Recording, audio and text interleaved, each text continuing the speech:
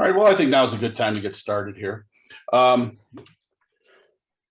of all, I want to thank everyone for joining us for our first webinar in a series of webinars we will be having. This particular webinar is protecting OT assets from ransomware. My name is Jack Audie. I'm the Director of the Sales at Enhanced Information Solutions, and Joe Cody will be doing the presentation. So before we get started, if you could go to the next slide, Joe.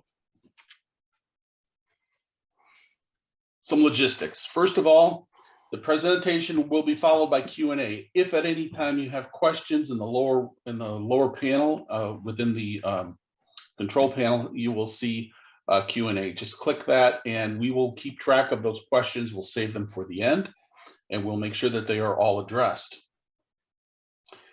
At the end of the webinar, you'll be given a survey talking about how the presentation went, if you found some value to it, and if you'd like us to contact you and so on. I would appreciate if you would please fill out the survey.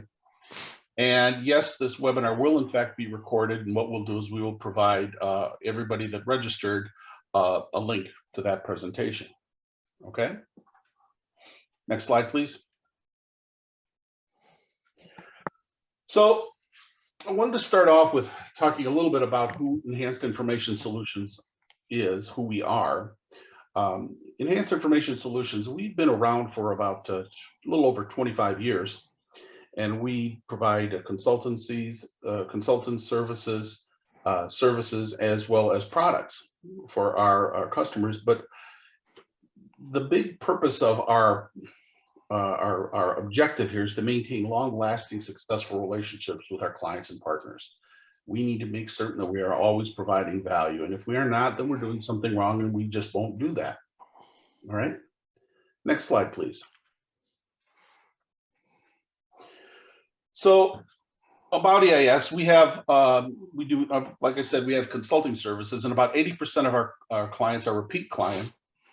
And 25 of the Fortune 100 customers are, in fact, our customers. We have over 100 people of employees and contractors, literally globally, all over the world, providing services. Average years of experience is over 11.5 years. So we are not new to the game. We bring a great deal of values and a great deal amount of services. Our clients, this is just a small smattering of some of our clients. You can see Novo Nordisk, Pfizer, Lonza, Merck, Abbott, Roche, Novartis, and so on. Next slide, please. So about EIS, some of our key capabilities are around MES and validation services. A lot of manufacturing execution system services and validation. We have an operational intelligence group, and it's headed by Bryce Lawrence. And the operational intelligence group is all around digital transformation. That digital transformation, we do services on historian, advanced analytics, dashboarding, machine learning, every aspect of the digital transformation. We have a couple of products that we make. One is Ops Tracker, and our Ops Tracker product is workflow and electronic log, a logbook, and it is in fact a product. And it is designed for the life sciences industry, fully validated, 21 CFR Part 11, and it's an entire workflow, replaces paper, and it augments any existing MES that you currently have. A new product that's being released is a product called eDataSheet. Now, eDataSheet is allows you to do manual entry into PI and other historians. It does a lot of the same features that it does some of the features of what Ops Tracker does, but there's no workflow attached to it. So it's it's a subset of that. And sometimes customers just want to be able to take data and put data into their historian, their PI system, and so on, with upper and lower limits and comments and that. And this product is being released. It's in beta now, and you'll see that shortly. We'll have another webinar on that as well. And then last but not least is EIS Cyber. Now, EIS Cyber is headed by Joe Cody. And what I'd like to do now is, Joe, if you could go to the next slide and take over from here. Thanks, Jack. So I am Joe Cody. I'm the cyber guy right? My title has been changed so many times, but I head up the customer facing, the OT cybersecurity efforts here. I do have more than 25 years of experience, both professional, hobbyist, whatever capacity I need in cybersecurity, software developing, industrial networking, you name it. Educational background, I started in the US Navy, nuclear propulsion school for enlisted folks. Did the non-traditional school route through Purdue, and I'm currently working on my master's degree in cybersecurity management for Purdue. Got a whole bunch of certifications out there on the OT and IT side as well. But this is the face you're going to see for the next hour or so, and I appreciate you guys coming out and hanging out with me. So EIS Cyber, the general philosophy, we offer a number of services. Some of our core areas is in industrial networking. So that is around design, implementation, and maintenance of your industrial networks. So that could be your DMZs in between the IT and the OT networks, segmenting those networks out, or even helping you out with the components on your core networking. Obviously, cybersecurity, which is what we're here to talk about extensively today. There's some nuances to cybersecurity in OT or industrial cybersecurity that you don't have in IT. Certain things we have to think about, and we take those into consideration and help you plan and develop procedures for that stuff on the OT side.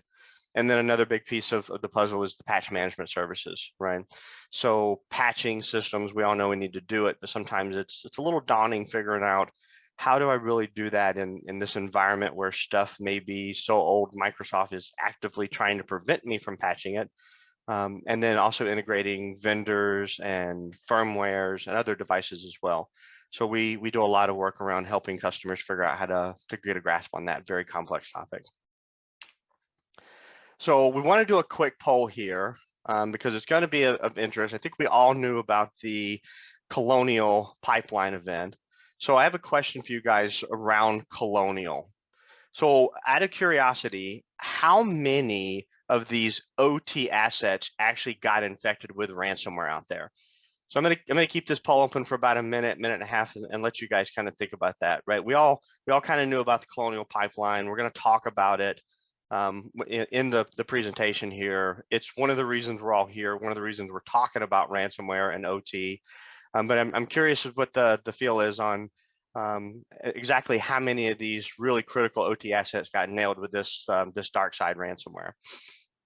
So it looks like we're about 50% participation. We'll keep ticking along here.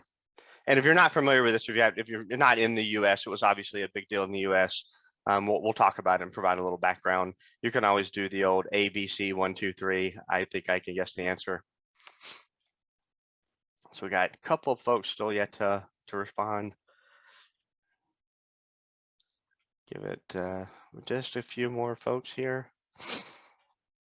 Almost there. 5 more folks, 3 more folks. Close the poll out.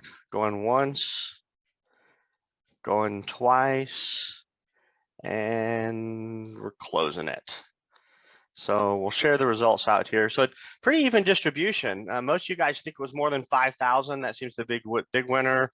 Between about 100 and 1,000 is the guess. So we'll get in the presentation. We'll actually talk about how many were actually infected. The hint, the spoiler, it's a lot less than you think it actually was. But thanks for your participation on that. So let's get actually into the presentation now.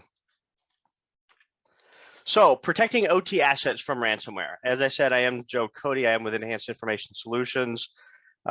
This is going to be, we're going to start with a little introduction, who I am, what I'm doing, why we're talking about this. We're going to talk about ransomware. We talk a lot, you hear it in the news, you hear it in the media. Sometimes I think there's some misconceptions about what ransomware is, what it isn't. So we want to kind of define ransomware and explain it. We want to talk about why ransomware is a threat to OT, what uniquely, what are the unique threats that it poses to OT, and then we'll actually talk about the broad strategies for how you can defend your OT assets against ransomware. And again, spoiler alert, it's not a single solution, right? With most things, the answer is as complex as the problem. So as we talked about me, I've lived in a bit of a hybrid world. I've always had one foot in IT and one foot in OT. And my IT background actually goes back further even than my OT. I kind of got started as a teenager working on 386 and Commodore machines with my dad, running bulletin board systems. If any of you guys knows what those were, on FidoNet systems, working with old 200, or excuse me, 300, 1200, 2400 baud modems in the early days of communications. I started doing software development in BASIC, and that is actually the real BASIC, QBasic, original C#. Throughout my career, I've kind of kept that up, moving into some of the more modern languages.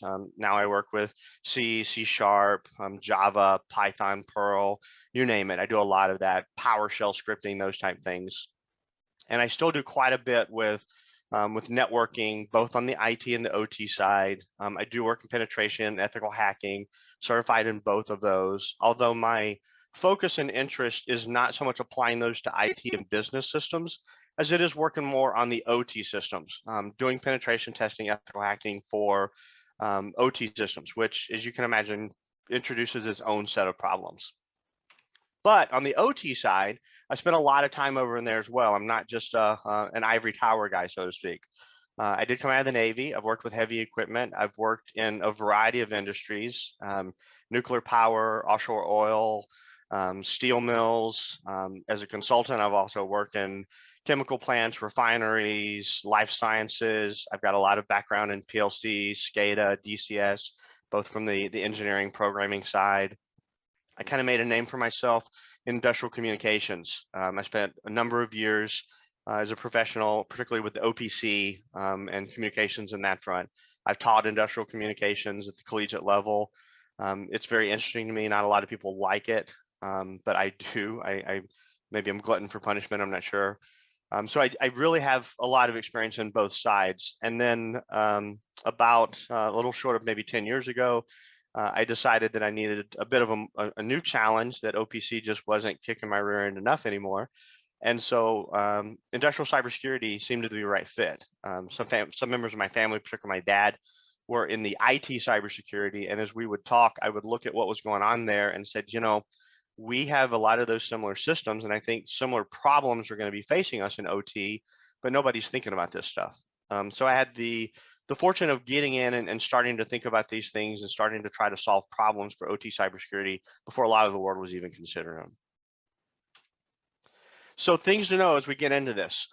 Number one, I do not create knowledge. I do not create information. Nothing that I'm going to talk about today is life-altering or revolutionary. I'm not going to talk about a USB stick that you stick in your server and it makes your machines completely immune to ransomware. I go out and I sort through the troves of information that are out there, and I try to find what I think is the best practices, the best information, the most valuable information, and I bring that back to you guys.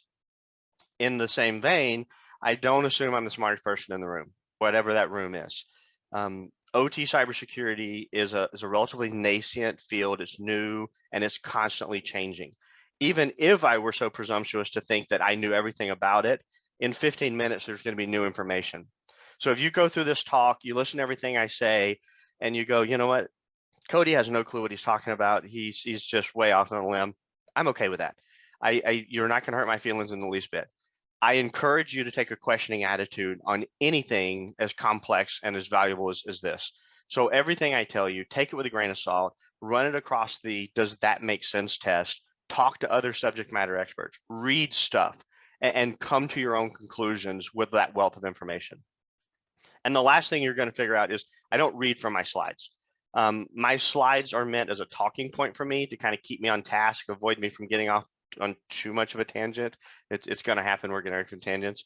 But the bulk of this point is that if you're just expecting to kind of download the slides after the presentation and get all the content, you're going to miss probably 30 to 50% of the content. My slides are just talking points for me. So I never give the same presentation twice. So why am I talking about ransomware? With anything, I like to talk about the life cycle of, we'll say, dealing with stuff. And it's kind of cheesy, but people tend to remember acronyms. So I use the acronym ARA. when you're addressing a problem or anything, you first have to be aware that there's a problem there, right? If you don't know that a problem exists, you got no chance of solving it. The next thing that I think is really important and where I think people lose sight of is you have to understand the problem. It's one thing to know the problem, but then you have to understand the nature of the problem. Once you understand the problem, you can start to take steps to resolve that problem. And last, you need to assure yourself that you've dealt with the problem. So when it comes to ransomware, I think everybody is aware of ransomware. Everyone really knows, okay, ransomware is out there, it's a problem, I need to do something about it. I think we're kind of at the midpoint, maybe a little beyond with understanding. I think a large group of people understand what ransomware is, how it works, and what threat it poses. Some people don't. And so this talk is meant to raise awareness and maybe help foster understanding so that you guys can then move on to starting to resolve it and deal with it a little bit. The other part of why we're talking about ransomware, is it the absolute worst possible threat to your OT environments? And that's debatable. There's stuff out there that's way worse, that can do more damage. But ransomware is definitely a very real threat, and it's extremely prevalent. It's one of the things bad guys just love doing. They really like using ransomware. For them, it has very high payoff for minimal risk and minimal investment of their time. So it's one of the reasons it's so prevalent. I think it's a good topic to get started with.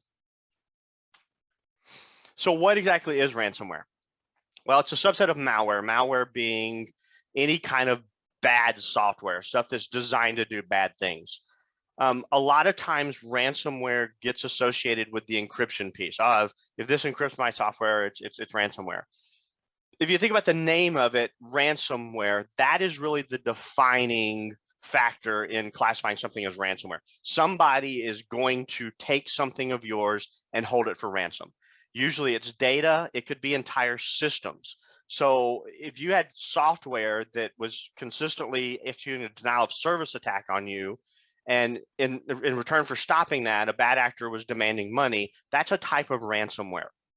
That being said, most ransomware does block access to your data in some shape, form, or fashion. Encryption is really favorable with the bad guys. It's easy to implement. It's hard to break.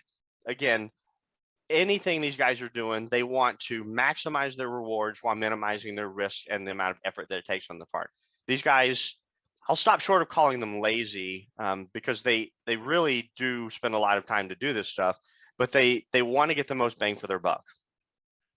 So the key components is that you've got to get that ransom out of there, and it's going to deny access to your system. Those systems can be any shape, form, or fashion. It could be your Windows PC, it could be a Linux box sitting out there, could be your entire control system, it could be a switch, it could be an Android device, you name it. But those two components are what we have to have in place when we're talking about ransomware.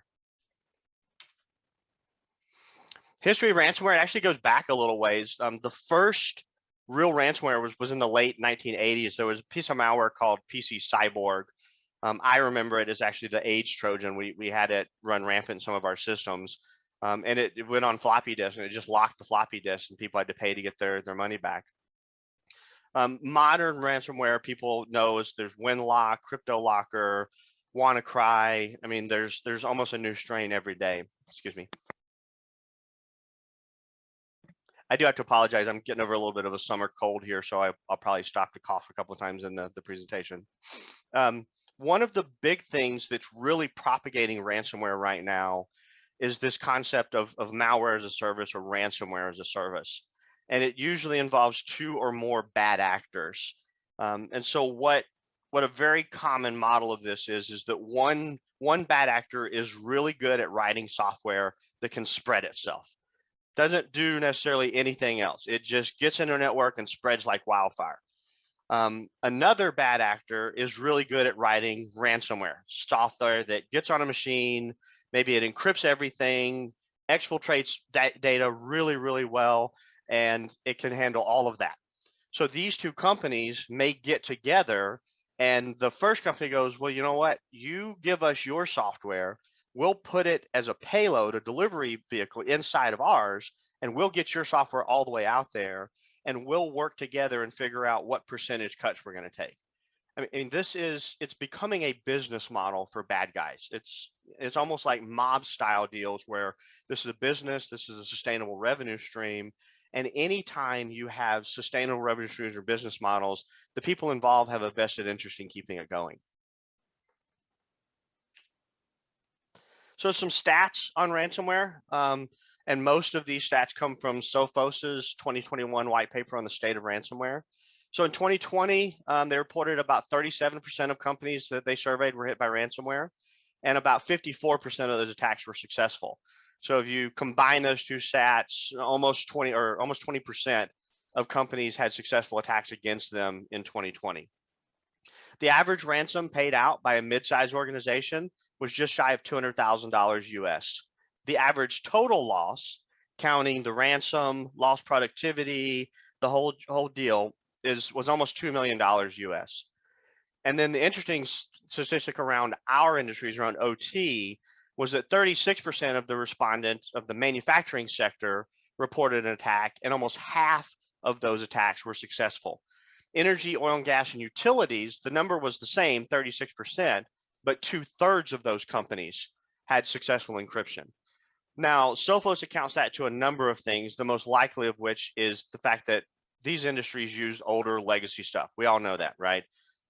We can't put the most up-to-date stuff on our control systems. We're still running legacy stuff out there that's harder to patch.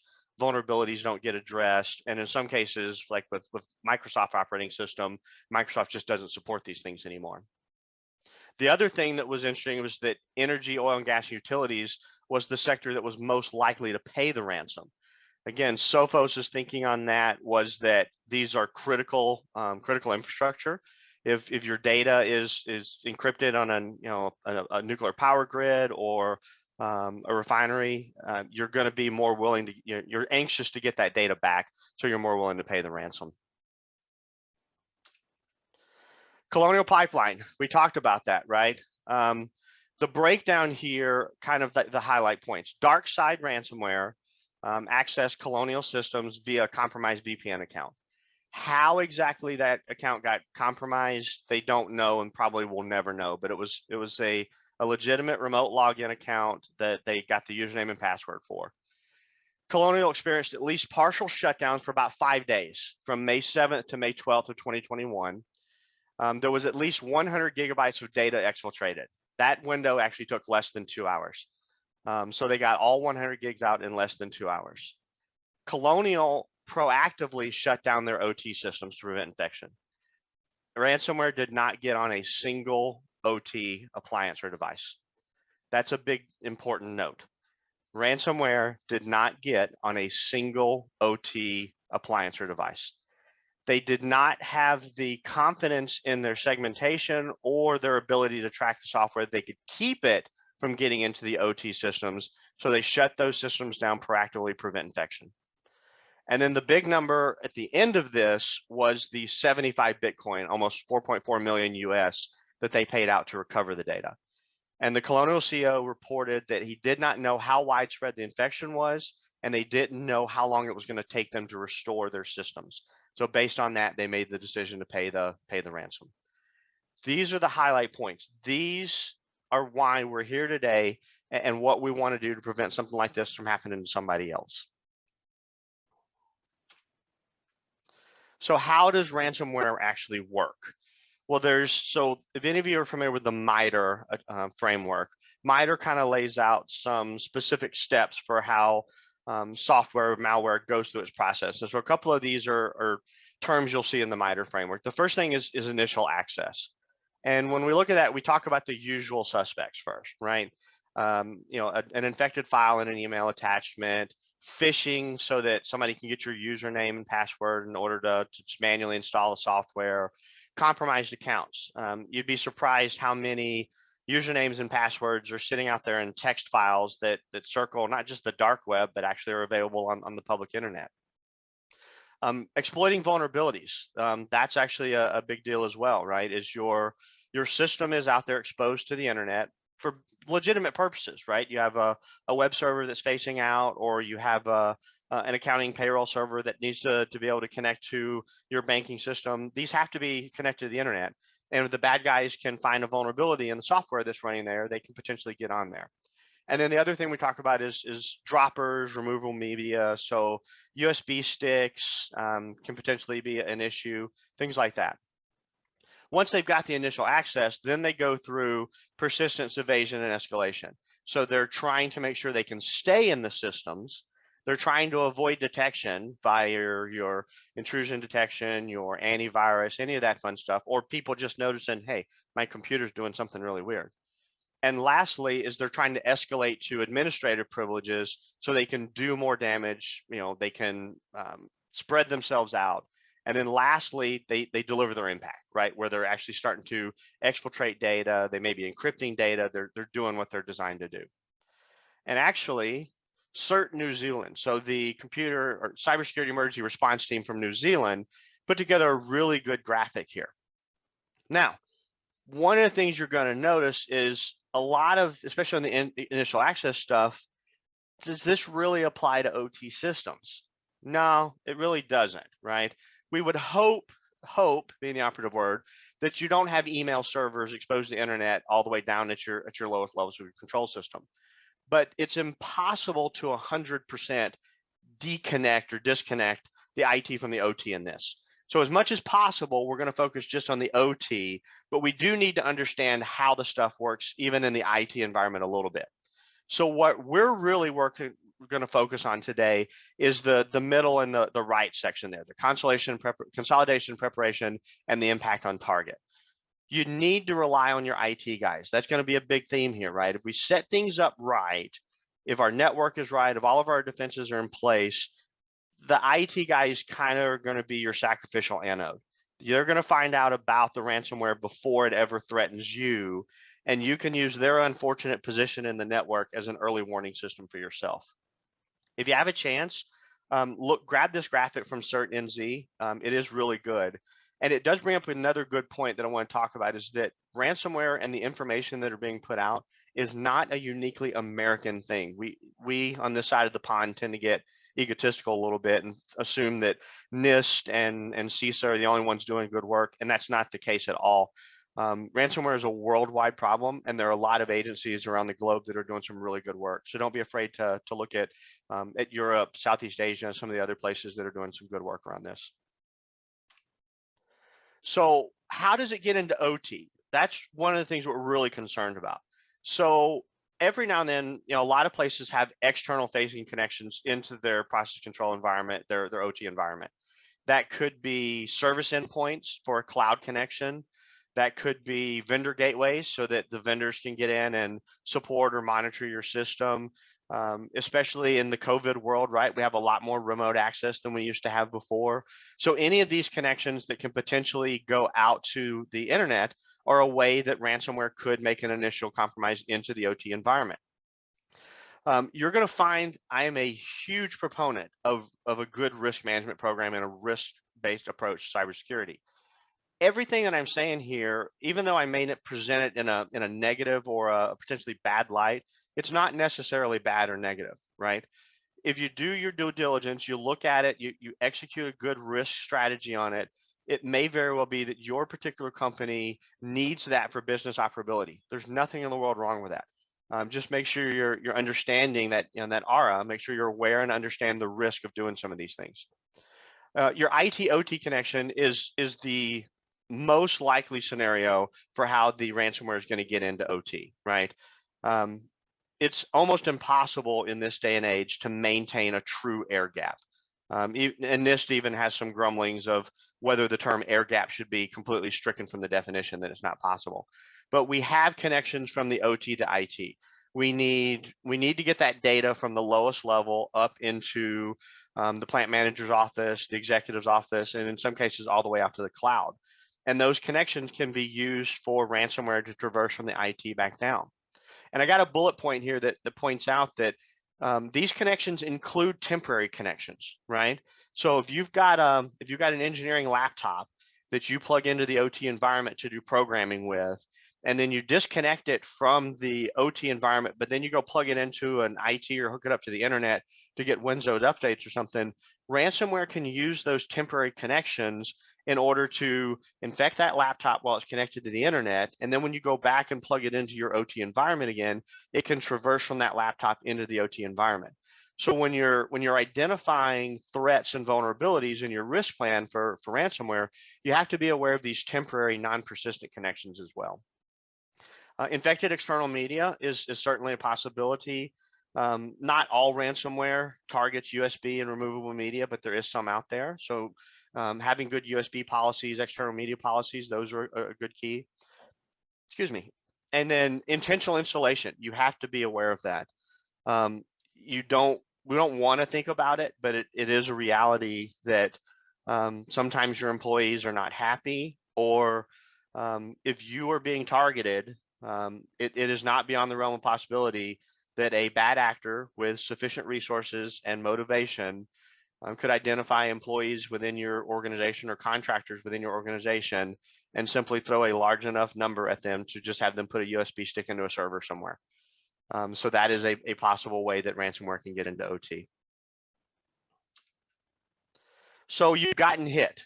What do we do now? And this is one of the reasons why I think ransomware is such a threat to OT, because when this happens, two parallel paths kind of start for an organization.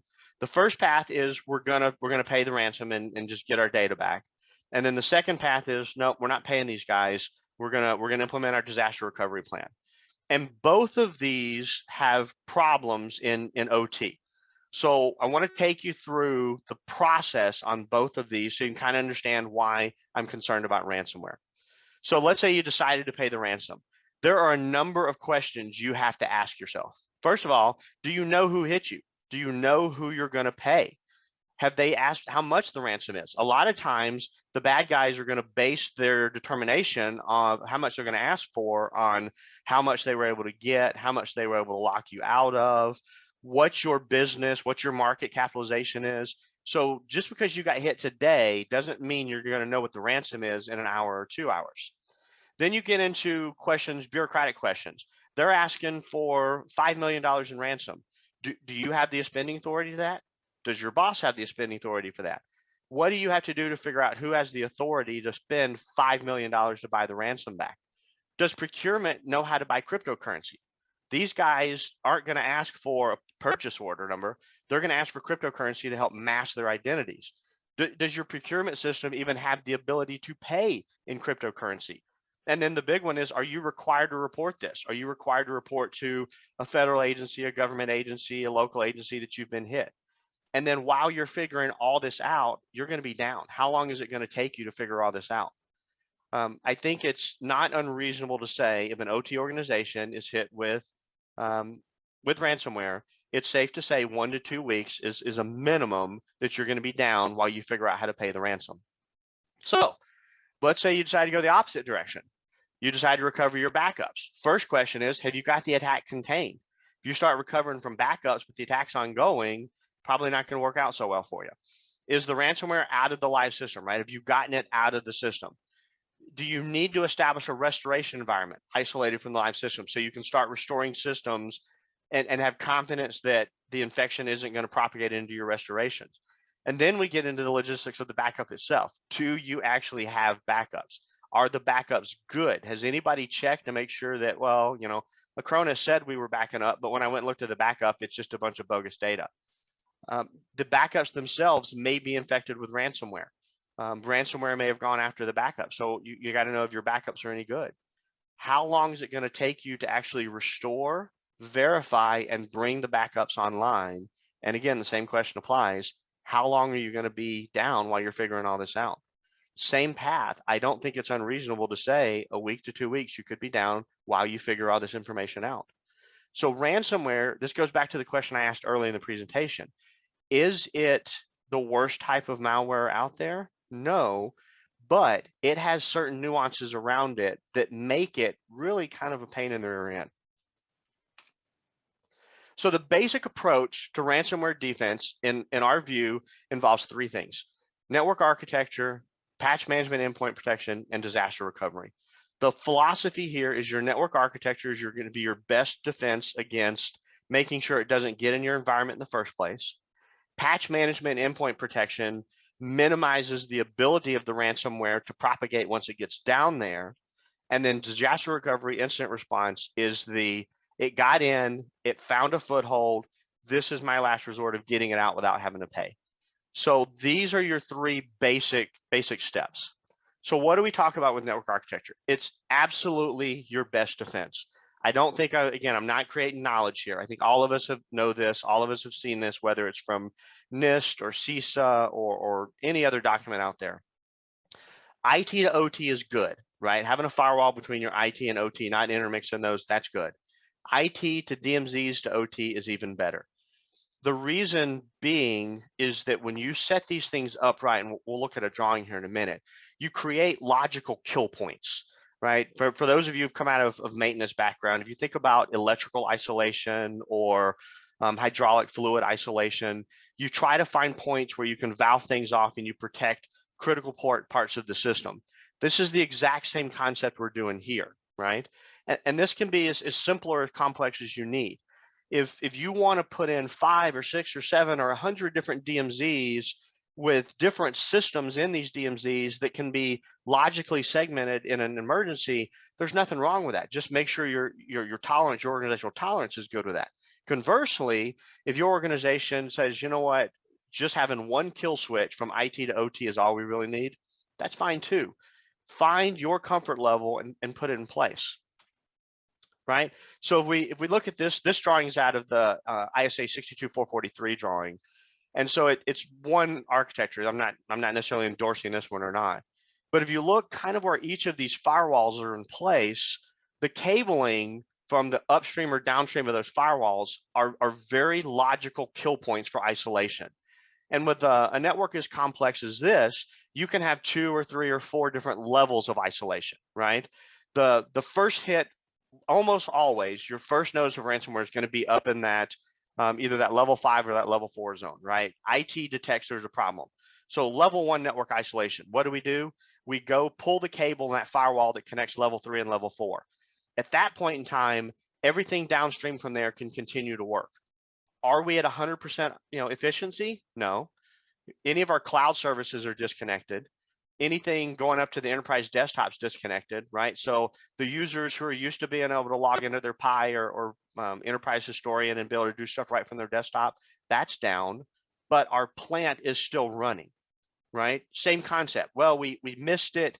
The ransomware actually made it onto our historian in plant DMZ level 3. No problem. We got a procedure. We go pull the cable from the firewall that connects level 2, 3 to level 3. We've isolated it now. We still have our database server. We still have our lower level historian. Our operations HMIs are still going. This is a triage scenario, guys. Remember that. We're not talking about normal steady state operation. The objective here is to ensure that the most critical assets are protected at all costs. We've literally put procedures in places at some of our sites where the cables going into the firewalls, into the switches, are red. There's tags hanging on them. The custodian knows that they can go in there and if necessary, they cut those cables with scissors. We don't care at that point in time. I would rather replace a 2-foot or 3-foot pigtail Ethernet cable than worry that the ransomware made it down because we weren't fast enough in our response. This is the #1 defense. I can't emphasize that enough, right? Your objective here in the network isolation is to develop realistic procedures for isolating the OT network. If you set this up and then somebody comes, your people are going to come behind and bypass your firewalls and run other cables, it's a pointless exercise. Don't even waste your time on it. The steps have to be easy to follow and implement. If this is overly complicated and it takes a team of engineers an hour to put in place, it won't do any good. Like we said, the Colonial event, the entire thing took place in less than 2 hours. You need to clearly define the different levels of isolation if you're going to use them. So if you're going to use a level 1, level 2, level 3 system, they need to be clearly defined. And at each level, you need to define who has the authority to initiate it, right? Is this going to be a controls group manager or a plant manager? Is this going to be an IT manager? Can if you have a SOC, can your SOC supervisor initiate that? You need to define that in the procedure. You need to define who can actually perform the activities. And my suggestion is this should be as many people as possible. Again, this is an emergency event. If you've got ransomware coming around, you don't want a team of smart people staring at the firewall, waiting for the one guy to come by who can actually pull that cable. And you also want to define what services are going to be lost at each level so people can make informed decisions whenever they do this. And then the last thing you really want to make sure of is the requirements to recover from each level. If you implement this network isolation procedure, you don't want to prematurely come back. So you want to define what's going to be required to restore from this. Your DMZs are a big part of your network isolation, and you want to make sure you use those effectively. When we put those in place, the DMZs in place, you want to make sure you understand kind of the nuances of OT environment. At its simplest, when we talk about the CIA triad, right, the confidentiality, integrity, availability triad that everybody loves, it's reversed for IT and OT. Use your IT people to help you do this stuff, but make sure they understand that availability is probably going to be your most important thing on the operation side. You're going to use different DMZs in different capacities. So what I mean by that is the closer you get to the control system, the more restricted you're going to be as to what you can actually do. The further up you are, the closer to the internet you are with your DMZs, you're going to have the ability to put things in place like intrusion detection, more aggressive scanning, those type things. But you're probably going to need to teach your IT-based components some OT tricks, right? So if you want to use Cisco or HP gear at the high levels, and your goal is to pick up OPC traffic or Ethernet IP traffic, you're probably going to need to develop some of your own rules for that. Alternatively, a lot of the OEMs on OT stuff make their own specific products for this stuff. They make their own network detection devices. You can go with those, but you may run in a scenario where, for example, I use a Rockwell product, but it doesn't do very good at picking up, Siemens protocols or Emerson protocols, right? So there's a trade-off there. No right or wrong answer to that. Just consider for your particular organization. One of the big concepts you see with DMZs is in the ISA 62443 is this concept of zone and conduits. So each network gets assigned a security value and it's defined as a zone. And then communications between zones is considered a conduit. So that's a very, very basic explanation of that. If you want to know more about that, definitely dig into the 62443 documentation. But you need to have whether it's just plain DMZs or whether you're talking about zones and conduits, make sure you have the wherewithal and the fortitude to not jump zones, right? So if you're getting down there, you got something at your first DMZ, or you got something in the process control environment, and you want to get that data up to the corporate network, don't jump over your DMZ. It takes more work to actually terminate it in the DMZ and reinitiate the conversation to get it up to the plant network, but trust me, it will be worth it in the long run. As we said, let the DMZs be home for your service tiers, right? So your DMZs can start to consolidate things like endpoint protection. So if you're using McAfee or Symantec, you can have your centralized servers in the DMZ. Patch management, whether that's WSUS or a third party, and even some of your like data presentation stuff. So if you've got a web server that's pulling data from a couple of your different control systems, you can have those reside in the DMZ and then serve that data up. Now, the caveat to that is that centralizing this stuff can create pivot points, right? These become boxes that are a target of opportunity for the bad guys. Again, risk assessments and a good risk management can give you the best balance of security and convenience. Figure out what your tolerance is and what works best for you guys.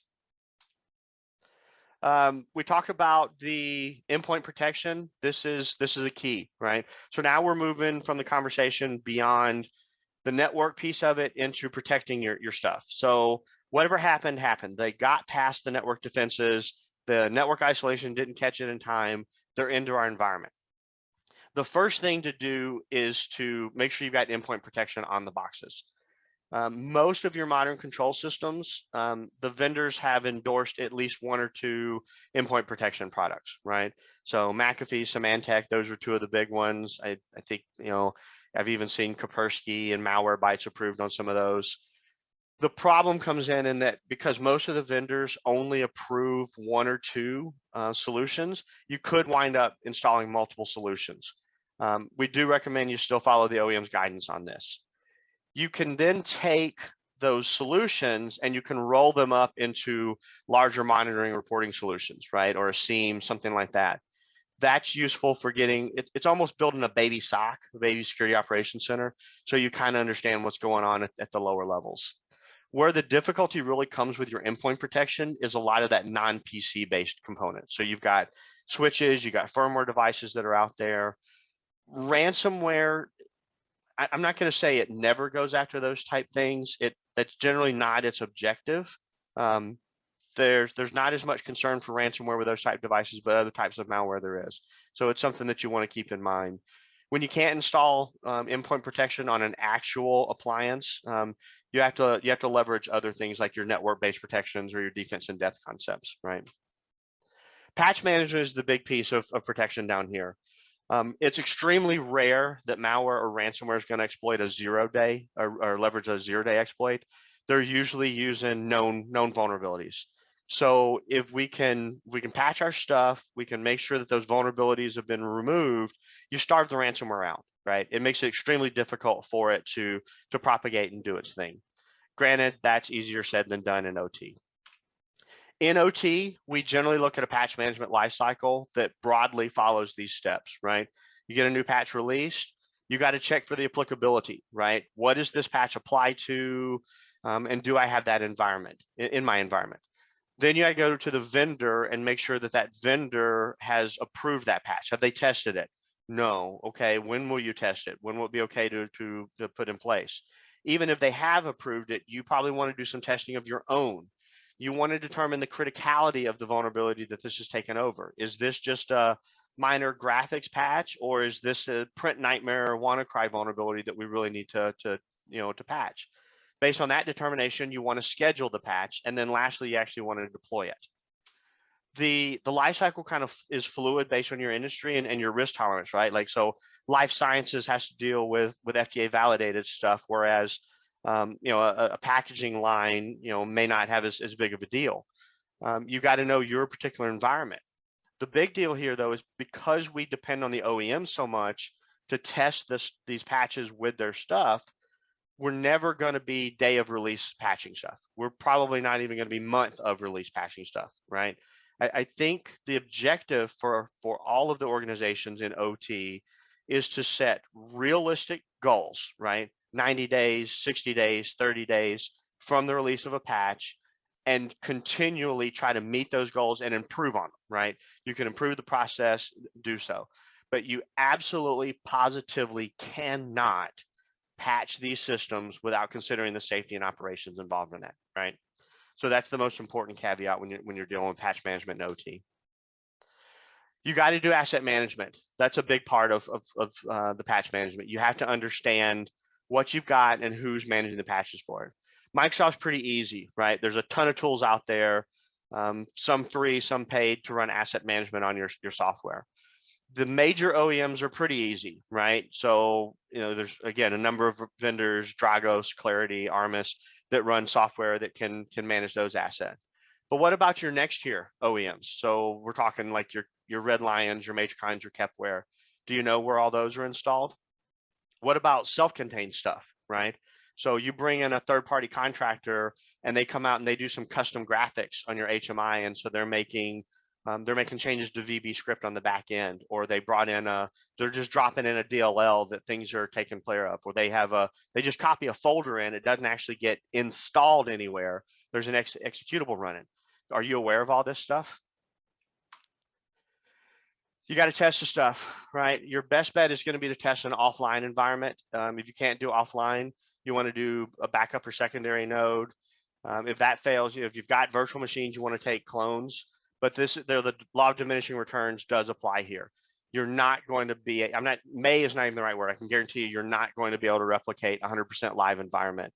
So you've got to find a way to establish that comfort level with your testing. And again, the hint of the best way to do that, it rhymes with fist management. Scheduling, deploying, the biggest thing on this, and this, I'm running slow, so I'm kind of blow through these. You have to establish firm guidelines for criticality and risk. This is going to take some organizational fortitude, right? You set your establishment up, you say, whatever your metric is, ABC, 1, 2, 3, if this patch or this vulnerability that's covered by this patch is a 10, and we've said that anything greater than a 9, we stop operations and we patch it right away, you got to have the fortitude to do that. But the reason being that is you're building this own metric. This isn't, you're not copying out of a NIST guide. You're not copying it out of a FISMA guide. You're establishing this, and presumably some very smart people in your organization are building this metric. So don't ignore it. It doesn't do you any good if you ignore it. And then absolutely the last step in patch management OT, you got to make sure you can roll that patch back. Whether that means just rolling it back, going through add remove programs, or actually reverting to an old rollback, which is a great lead into the disaster recovery component. Disaster recovery, so with ransomware, it got past our network defenses. It had a fertile hunting ground because we never patched. The ransomware is on. We got systems that are locked up, and our email now says we got to pay $4 million in the next 48 hours or we're hosed. Disaster recovery is probably going to be your last way to get out of that, right?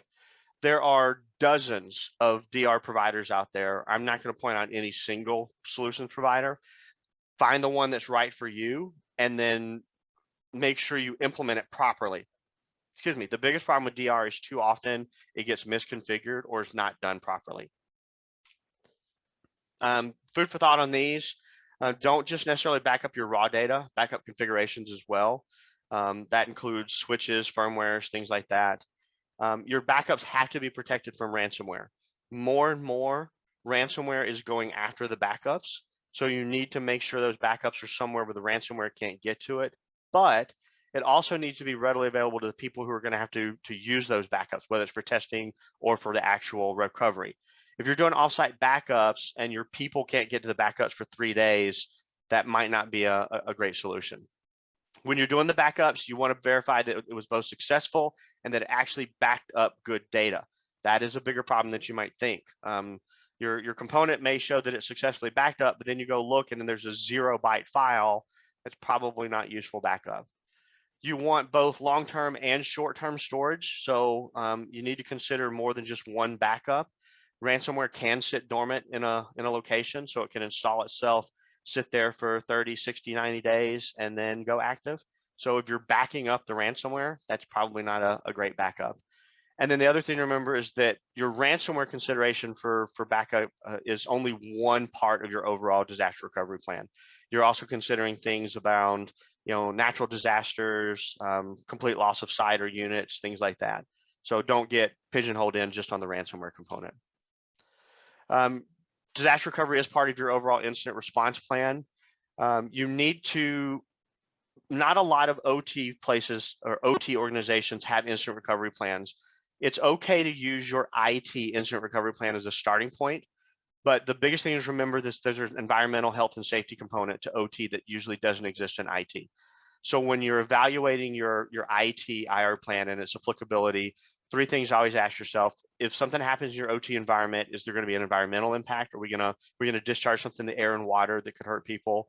If something happens in our OT systems, could some of our people, our customers, or the community face adverse health risks? This is definitely a big deal with life sciences, food and drug. And then the last one is, can someone be hurt or killed in your OT systems get affected by ransomware? So if I've got a piece of equipment out there and its primary job in life is to control a robotic arm, and an OT guy manages to reset that or disable the safety system on it, could that arm then strike somebody, strike a piece of equipment, something like that, right? The IT incident response plans typically don't have to take those into consideration. We do in OT. You guys remember doing fire drills in school or maybe even in your businesses? The whole purpose of fire drills and things like that is that your muscle memory and your training take over. So a lot of places we have incident response plans, we have disaster recovery plans, but maybe other than a once a year dust off to review them in a required reading, nobody's doing anything. So my recommendation is consider a way to work in practical testing of your incident response plan. You don't have to take the entire site down to simulate something, but look at ways to simulate parts of it. Your network isolation procedure, see if you can test parts of this during outages. Because I'm telling you, when the proverbial stuff hits the fan, people are not going to go back and be able, have time to go back and look at this procedure, figure out who's got to do what or not. By the time they figure it out, it's going to be too late. Quick summary of the overall what we talked about. Segment your network. That's your number one way you're going to keep the bad guys out of your OT environment. There's obviously other things around how you deal with intentional infections or droppers, things like that. But number one, manage your fences. Protect the IT-OT boundary. Be able to separate the saucer section if something goes wrong. I can't spell solid apparently. Implement a solid patch management endpoint protection so that the ransomware cannot propagate once it gets down into the environment. And then if all else fails, make sure you've got a solid DR on point so that you can avoid paying those people anything. That's the ultimate failure if you have to pay those people something. So after the basics, what are we going to do? Is there stuff I can do beyond just the basics? Absolutely. This is where it starts to spread out like the branches of Yggdrasil. Your biggest thing is making sure you've got a good risk-based approach. That's going to help you identify anything that might have gotten missed in the basics, threats that are higher concern to you beyond the basics, and it will also help you identify your individual needs. It'll help you provide guidance on where you're going to spend your resources, right? It would be great if we all had unlimited budgets, unlimited resources to be able to go and just spend on everything, but we don't. So with a risk-based approach and identifying the highest risk, it helps us kind of figure out, okay, yeah, we really would love to go buy this next generation firewall and put it all in, but we've got 2 entire control systems that are hooked directly up to the internet. We should probably spend some money on segmenting those first.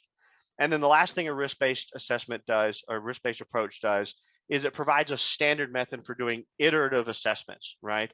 Ransomware and malware is not a fire and forget thing. It's constantly changing. So if you have a standard process for how you assessed it, how you determine what you're going to go after, when the next ransomware comes out or the next big threat associated with it comes out, you can go through that same process and you have consistency from one method to the next. There are a lot of things we can do in advance. So some of these are options that we offer or recommend moving forward. Advanced network control, right? So we talked about basically just separating the firewall or separating the IT and OT. There are more advanced firewalls out there. There are things that can look at per users. They can look at protocols. They can do deep packet inspection. There's a whole bunch of things out there. There's other security appliances like intrusion detection, intrusion prevention that you can look and put in there.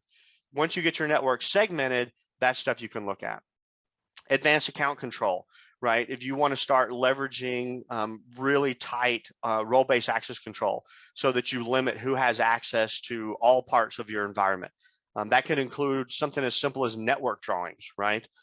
You start to really tamp down on least privilege concepts. Implementing multi-factor authentication. Believe it or not, there are companies that are starting to offer multi-factor authentication solutions that can permeate all the way down to the lowest level of network. Or you can even do something as simple as really starting to get granular with your policies around user accounts and user groups. Application allow listing used to be called whitelisting. This is something that is always recommended as a best practice. It takes some effort to get. You really got to understand your network a little bit, but this is another good one. Can be done at the host level or the network level. Vulnerability scanning. This one's got to be careful. If you get too aggressive, too deep into the environment, you could cause some problems for especially some of your legacy OT stuff. But like we said, if you've got your network segmented right and you funnel everything through known channels, vulnerability scanning at some of the higher levels gives you a very good chance of catching stuff before it becomes a problem. It also gives you some metrics so that you can kind of measure some of those things we talked about, like the delta between when a patch comes out and when we actually implement it. And then really the crown jewel is penetration testing. I'm always hesitant to talk about this one for OT environments because this is one of those managers get a kick on this and like, oh, we need to do penetration testing. You really need to understand what you're doing with this, how it's going to impact your environment. You really need to make sure you partner with an outfit that understands what you got going on and that we can't just go down and brick stuff, right? Most OT environments, penetration testing is really more of a capture the flag style exercise where it's we start at a designated point in the network and we drill down until we get to another designated point and then we stop and we write up and we detail what we're going to do from there. Some really what should be categorized as captain obvious statements. your system should be off production at a minimum. If we can do the penetration testing on a fully offline or testing system, that would be really preferable. Just be very careful when you're doing this, because you can really shoot yourself in the foot with this. And most importantly, you don't want to be even considering penetration testing until you've taken all the other steps. This should be we've done everything we think we can do. Now we want to bring somebody else in and simulate an attack environment. So what's the next steps on this, guys? We can help. We normally like to start with an assessment. It's just a broad overview. There's some questions. We might look at your network drawing. We're going to look, see, do you have any of this stuff in place that we talked about? Do you have a patch management program? Do you have a disaster recovery or incident recovery process plan? And we like to look at how the OT and IT breakdown is.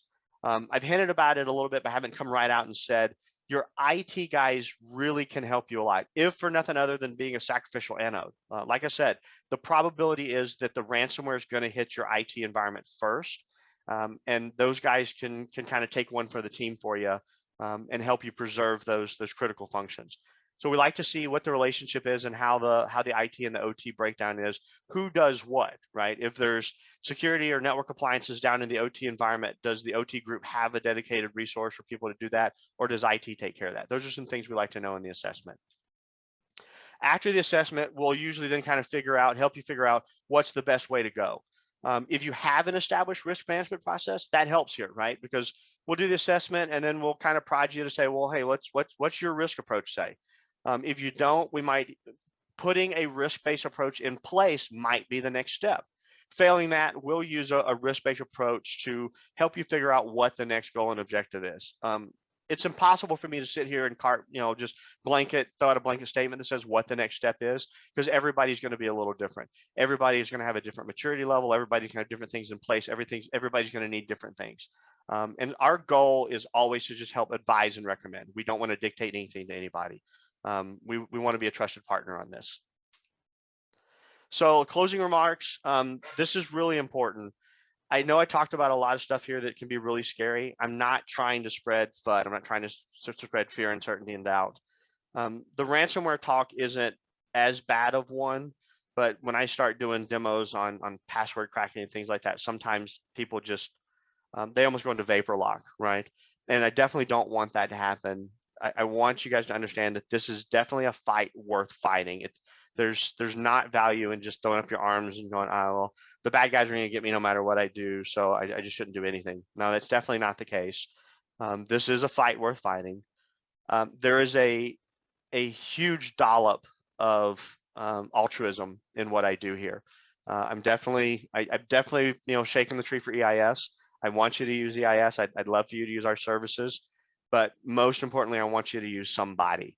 I don't like seeing any company, particularly one I've talked to in the media after an event. It makes me sick to my stomach. I hate bad guys. I hate these guys. I hate thieves. And it's a very duty-driven reason that I do this work. I don't like those guys and I like stopping them. So again, if you don't use us, please use somebody and protect yourselves. So if you have questions, comments, insults, that is our EIS Cyber channel. Telephone number, you can get a hold of us, our web link as well. You're happy to reach out to me. I think my contact information was in the first slide in part of the presentation. So when you get these presentations, feel free to reach out. At this point, I'm about hoarse and I've been talking way longer than I intended to straight. So I'm going to open it up to Q&A. I'll let Jack or Leor read off any of the questions and I'll be happy to take your questions. Once again, thanks everybody for sitting in with me today. I had a really good time listening to myself talk. All right, thanks, Joe. We have one question here, and we just really have one question here. But why isn't it illegal to pay ransom? If it were, then attacks would stop for lack of any financial incentive. So it's not outright illegal. I think it will become, and I believe, and don't quote me on this, I do believe certain sectors it is illegal to pay the ransom. Even if it were illegal, my feeling is that some companies would still do it anyway. There's also the question of, is it enforceable? Not every company is 100% based in the US. So if you have a US-based company, but their ransomware event takes place in Europe or Southeast Asia, is that enforceable? And there's a very delicate line between, in what you want to tell a company to do outright. I don't agree with paying the ransom. One of the statistics that I didn't have thrown up from the Sophos report is something like only 60% of the companies that actually paid got all of their data back. And 30 something, I think it was 30 something percent of customers got nothing back even after they paid. So the other thing, I think when you pay the ransom, it marks you as okay, this is a revenue stream, right? This is somebody that we get in, we hack them, we lock them up, they'll pay us. So let's put these guys in a Rolodex on a different tab. So it's entirely up to you if you're going to pay the ransom, but my strong recommendation is to not to. Again, the only way you can put yourself in a position to be able to confidently make that statement is you take the steps ahead of time, and you've got good network defense, you've got good patch management, endpoint protection, and you've got a way to recover your system should the worst actually happen. Okay. Okay, great. Don't have many other questions, because there was a lot of people that had questions, but then they got back and says, "Hey, Joe, you answered it during the presentation." So that's why we kind of leave it towards the end, because you tend to cover a lot of these things. Anything in particular you've run into, Joe? Any other kind of questions that? What are some of the things that people normally see, where they normally ask you about? Hey, where do I start, or or how can I? What's the best way to get started? So one of the things I started early on. I said, I'm not the smartest guy in the room. I don't presume to be. There is a lot of misinformation out there too. I've seen people blatantly say, well, as long as you put a firewall in place, you're good to go. That's just not accurate. It really isn't. A firewall is a great defense. Properly configured and used, firewalls are golden. I think there's a lot of misunderstanding about what firewalls actually do and how they work, especially at the boundary levels. Going out to the internet, firewalls is essentially like a diode, guys. Its real job in life is to protect bad stuff from the outside from getting in. It generally isn't designed to protect stuff from the inside from going out. Now, the deeper we get into the organization, we sometimes can configure the firewalls more explicitly to restrict what's going from the inside to the outside. But that's one of the reasons why these bad guys want you to click on these links, because you're opening the door through the firewall for them. So I would encourage you, and this is that awareness and understanding piece, right? Is understand what the limitations are of the appliances. We talk about defense in depth, and one of the principal concepts of that is having multiple different types of technologies or different types of defenses that maybe on the surface look like they're doing the same thing, right? If my only defense is a firewall, that means the bad guy only has one thing he's got to break. He's only got to find one vulnerability in a Cisco firewall, or he's only got to find one port that's open on that firewall to get through, and then he's golden. But if I have a firewall in place, and I have an intrusion detection system sitting on the network, and maybe I have application whitelisting or application allow listing on my endpoint, there's three different things that bad guy now has to contend with. And that does two things for me. Number one, obviously it greatly increases the probability that I'm going to catch him. And then number two is it eliminates or greatly reduces a lot of these botted attacks, right? These automated attacks. AI notwithstanding, it gets a lot harder for a dumb bot, a dumb script to do more complex things. So now you're talking about somebody needing to be behind the keyboard on the other side and engaging in the actual attack. Those are much less common. I'm not saying they don't happen, but they're much less common. In general, the name of the game in cybersecurity is to just make yourself as unappealing a target as possible. That is an extremely self-serving comment from a consultant, because that means I go to customer A and I go, hey, your guy next door got a new firewall. I think you need to put a new firewall in IDS. Oh, okay, here's some money, put that in. Then I walk next door to customer B and go, hey, your buddy next door just put in a firewall in IDS. I think you need to put in an IPS now too. It's extremely self-serving, but it is the reality of the situation. Most attacks aren't targeted. Most attacks are targets of opportunity. And if you are a difficult target to get into because you've got better defenses, most bad guys are just going to move on to an easier target. Similar to, I had an emerald ash borer problem in the area, and I treated my trees, and son of a gun, my neighbor's trees got wiped out because mine Exactly. less appealing. Joe, you also, I know this is a little off topic a little bit because we were talking primarily around cybersecurity, around ransomware, Sure. but could you just a quick mention about Triton, about what happened with Triton? That story really stuck out in my head. So if I were to say what I think the worst malware, OT specific malware is, Triton would be it. It's got a couple of different names, but it is the first that we know of, first malware developed specifically for OT, industrial cyber control systems, or industrial control systems, designed to hurt people. It is not designed to elicit money. It's purely designed to turn off the safety systems for control systems and then allow an attacker to place operating plants in unsafe conditions. We know that it has been deployed at a refinery in the Middle East that used the Triconic system. And we know that it has been attempted, at least attempted, to be deployed at a refinery in the Middle East running a Rockwell Allen Bradley system. MITRE recently invited 5 different companies in to do a simulated environment evaluation of Triton. So if you just Google MITRE, M-I-T-R-E, Triton, T-R-I-T-O-N, evaluation, you'll find this. But they did their simulated attack, all these 5 companies. Armis was amongst them, Clarity, I think Dragos might have been in there. And all 5 of them, none of the 5 were able to detect the software across all of their detection metrics. All of them were able to detect it in some capacity. But in the evaluation, they simulated an attack on a crude oil refinery unit, and they detail every step down to the tag, what tags they're turning off, what tags they're forcing. But in essence, what they did was they stopped the flares going into the crude oil unit, but allowed crude oil to continue to build up into the unit. They disabled the safety systems, took control of the HMIs so that the operators could not turn the systems off remotely. They took control of the cameras so that they could see when the maximum number of people were actually inside the unit.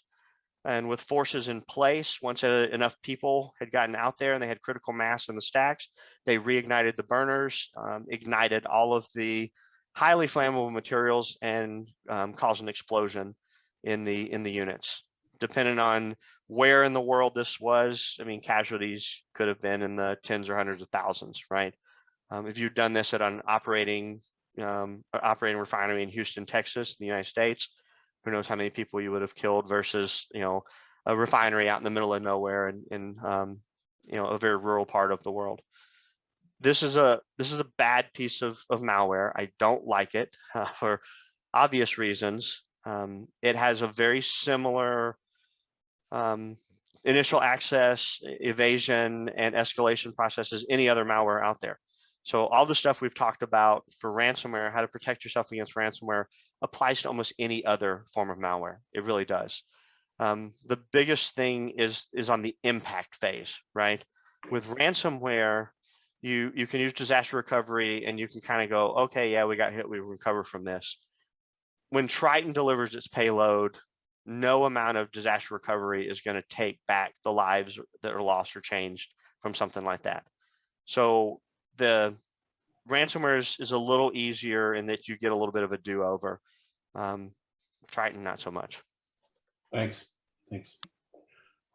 Well, that's really about it for the questions that we've seen here. So double check one more time here. Yeah, no, that's it. The questions, some questions came up and questions you've answered along the way.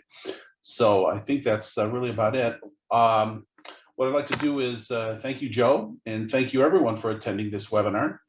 And what I'd like to know is if you could please, and when you do leave, there will be a survey at the end. I would appreciate if you guys would fill out the survey, like some feedback to see how we're doing, and let us know how we can assist you. All right. So thank you again for attending, and enjoy your weekend. Thank you, everyone.